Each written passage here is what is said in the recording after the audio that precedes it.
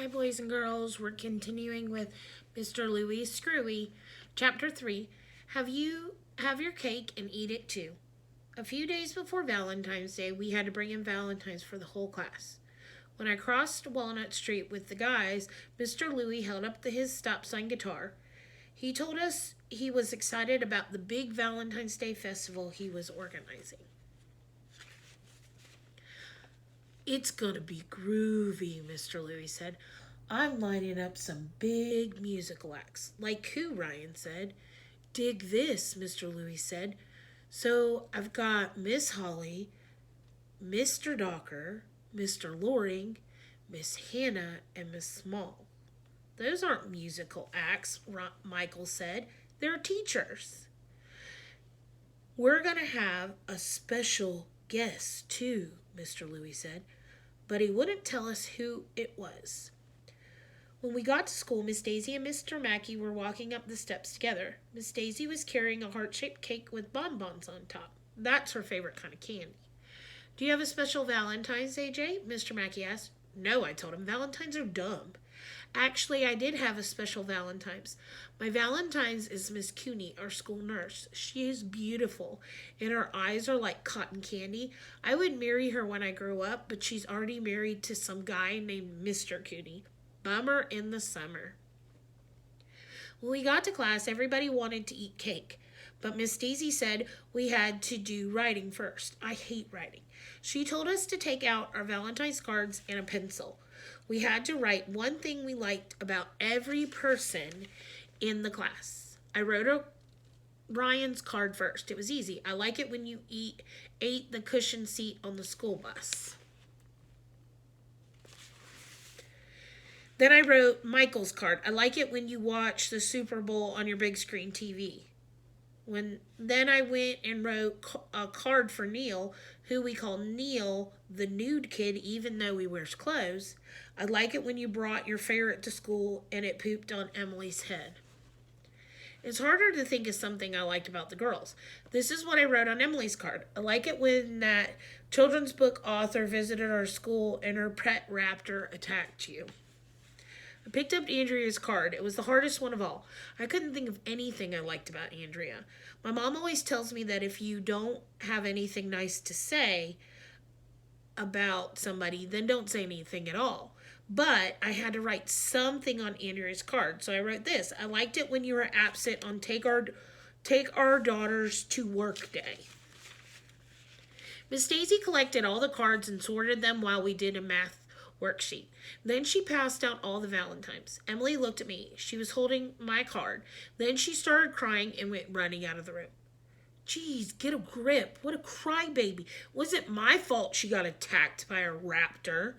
Andrea was reading my card too. That's horrible, Arlo, she said. So's your face, I told her. You know, Arlo, Andrea said, my mom says that when a boy acts mean to a girl, it means he secretly is in love with her. No, it doesn't. I said, it means he hates her.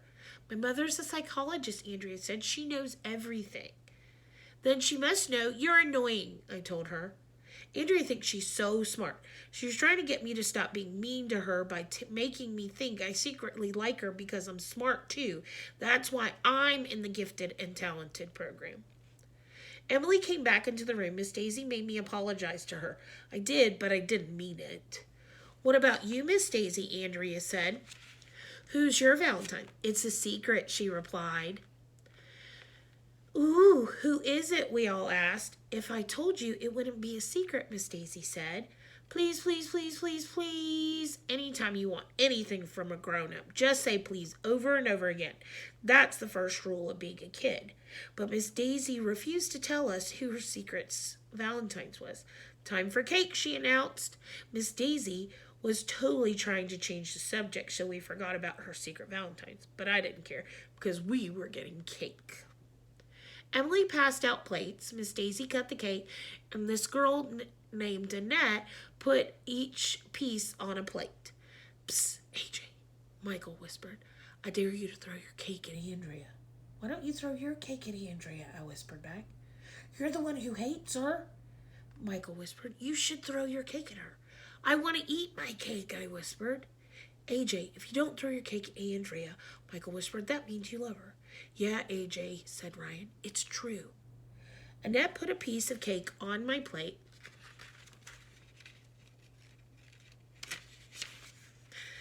I was faced with the hardest decision of my life.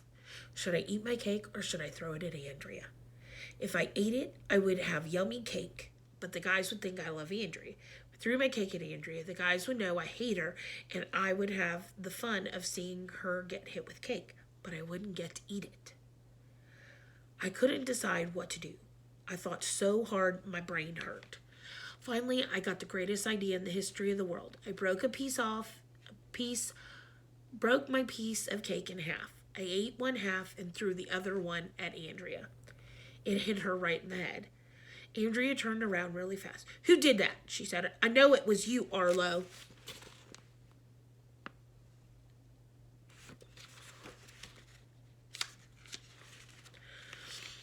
I tried to whistle so it looked like I didn't throw the cake. Anytime you don't want to be blamed for something, just start whistling. That's the first rule of being a kid. The only problem was that my mouth was full of cake and I couldn't whistle. It wasn't me, I said. Hey, Andrea, do you like seafood? Yes, why? I opened my mouth. See? I said, food. Andrea said I was gross. Then she rushed to the girls' room to clean the cake out of her hair. 1, 2, 3, 4. Do you know about the 5-second rule? If you drop food on the floor and pick it up within 5 seconds, it's still okay to eat. That's because germs need at least 6 seconds to climb on the food. When Andrea went to the bathroom, I rushed to pick up the cake off the floor, and I got it just before the 5 seconds were up. Then I ate it. I had my cake and ate it too. Nanny, nanny, boo-boo on her.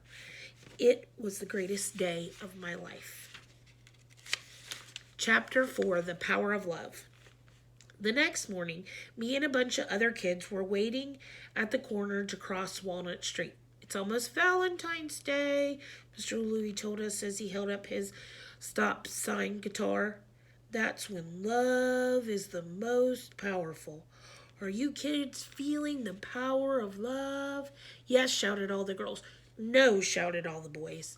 Love is so strong, Mr. Louie told us. I'll bet we can use our love to levitate the school. Levitate, somebody asked. What's that? I knew that word. Levitate means to make something float up in the air. I'm in the gifted and talented program, so I know big words like that. Besides, I saw in a comic book once. This magician was levitating a lady. Then he cut her in half with a saw. It was cool. We can't make the school float up in the air, I said. Sure we can, Mr. Louie insisted. You kids can accomplish anything you put your mind to. So let us put our minds to it. Close your eyes and focus on the awesome power of your love. I had to admit, it would be cool to make the school levitate. Maybe if we tried really hard, we could make it float away. Then we wouldn't have to go to school anymore. We all closed our eyes and tried to levitate the school. Is it floating, Ryan asked. Not yet, Mr. Louie said. We need more love. I concentrated really hard and tried to levitate the school. Then I opened my eyes, and the school was still sitting there on the ground, just like it always was. It's not working, Ryan said. Levitating a school is impossible. You gotta keep your eyes closed, Mr. Louie told us. Try one more time. Close your eyes real tight and concentrate. Use the power of your love. Love, love, love. I closed my eyes and concentrated so hard that my brain hurt. A few seconds went by, then Mr. Louie suddenly shouted, You did it! Right on! I opened my eyes and the school was sitting right there on the ground. It's not levitating, Ryan said. It was when your eyes were closed, Mr. Louie said. I saw it. Out of sight. The school was floating 2 feet off the ground. You kids are awesome. Man, love is powerful. I'm not sure if we really levitated the school or if he's just yanking our chain, but I do know one thing for sure. Mr. Louie is Screwy.